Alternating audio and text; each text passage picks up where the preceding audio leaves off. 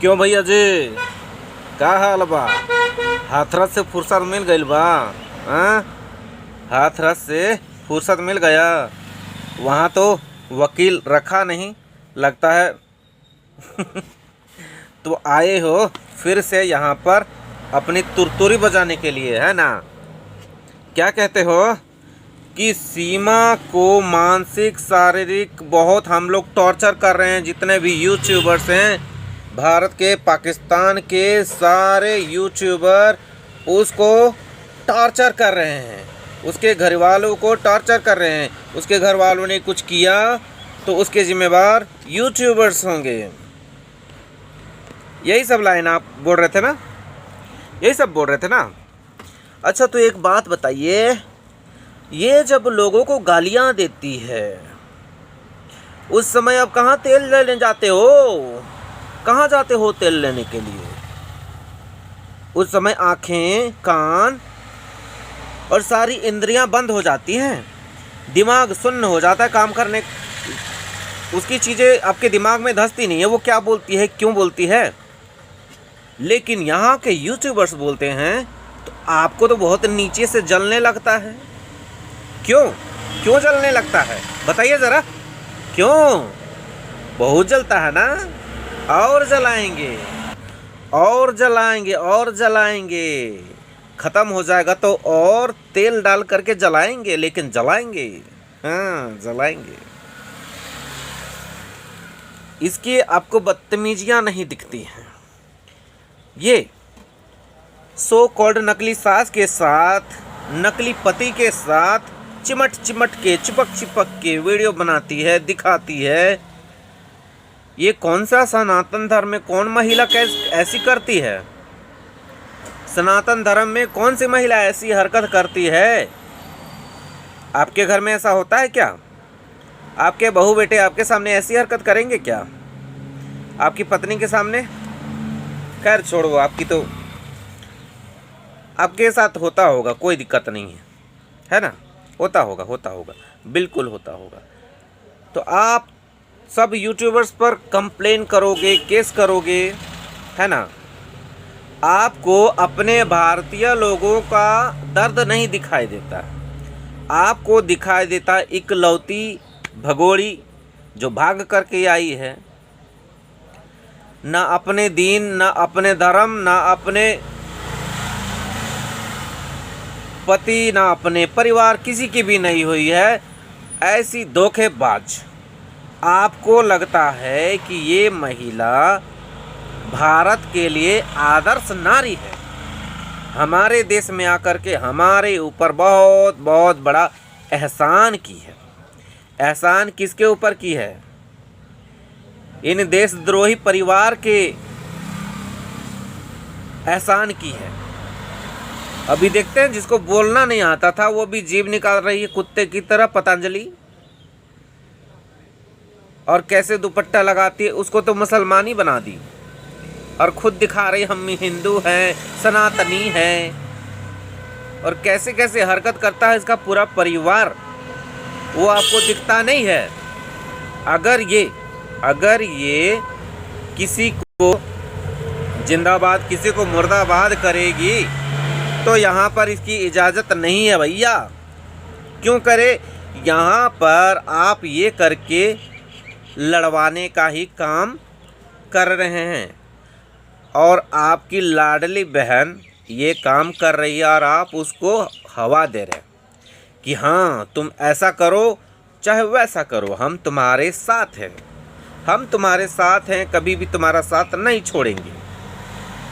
तो आप बताओ, आप इसको अच्छी चीज़ें बताओगे कि गलत चीज़ें बताओगे? ये अपने बच्चों को कभी भी टाइम नहीं देती, कभी अपने बच्चों का केयर नहीं करती है। दिन भर मेकअप पोत करके पड़ी रहती है यूट्यूब पर, फेसबुक पर, इंस्टा पर। इसको आपको देखने से किस एंगल से लगता है कि ये दुखी, परेशान, डिप्रेशन, शारीरिक मानसिक प्रताड़ना किधर से दिख रहा है? कौन इसका घर गया इसको मारने के लिए, शारीरिक प्रताड़ना देने के लिए? बताइए ज़रा। ये झूठ की दुकान, झूठ की पोटली, इसको आप क्या कह रहे हैं, मानसिक शारीरिक क्या क्या प्रताड़ना दे रहे हैं हम लोग, क्या प्रताड़ना दिए हैं जरा दिखाइए। मोमिन सर ने इसके ऊपर जो एक्शन लिए हैं तो आप उसको कोर्ट में जा कर के जवाब दीजिए। आप तो खुद सुप्रीम कोर्ट का वकील हैं, सुप्रीम कोर्ट का, छोटा मोटा नहीं, सुप्रीम कोर्ट का, और आप यूट्यूब पे आकर के लोगों को धमकियां देते हैं। आपने कंप्लेन किया था ना, क्या हुआ उसका, हुआ कुछ? हाँ, कोई भी इंसान अपनी बातों को रख सकता है।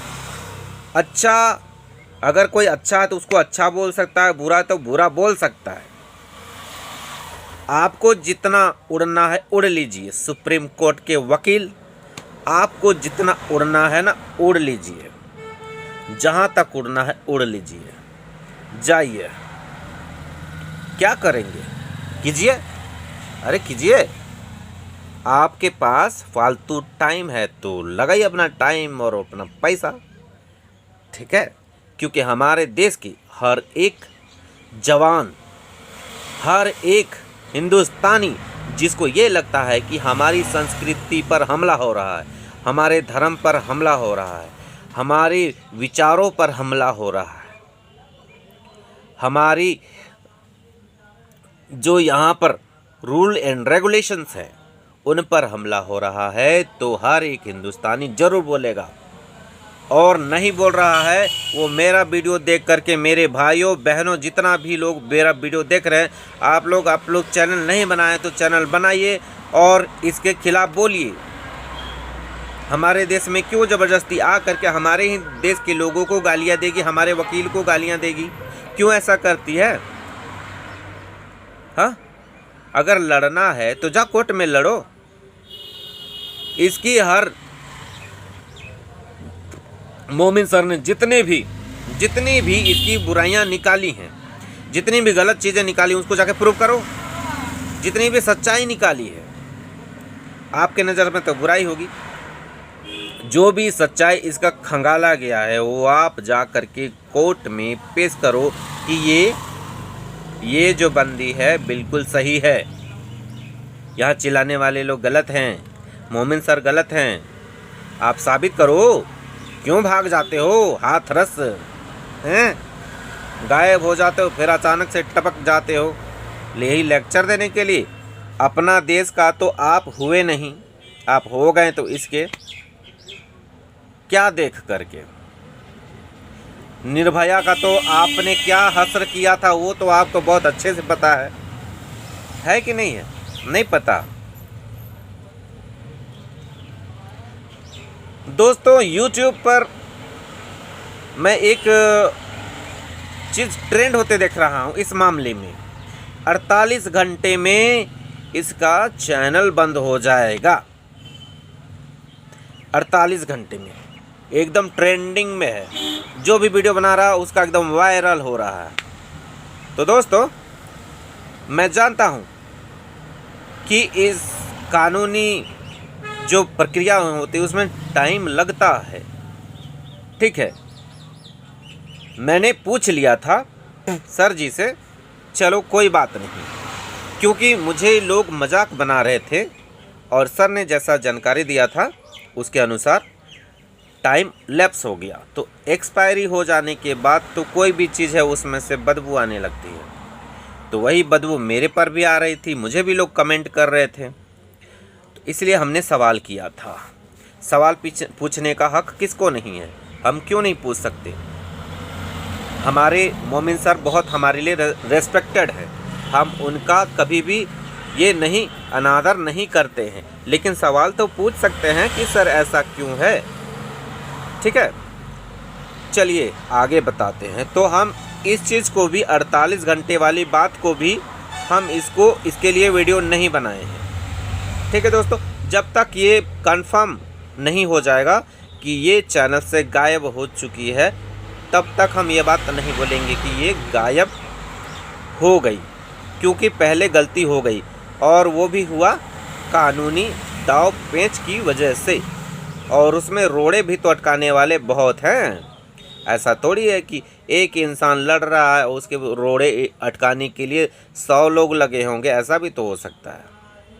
और ऐसा होता ही है, सच की लड़ाई में अक्सर गलत लोग एकदम आगे आ जाते हैं, एक्टिव हो जाते हैं।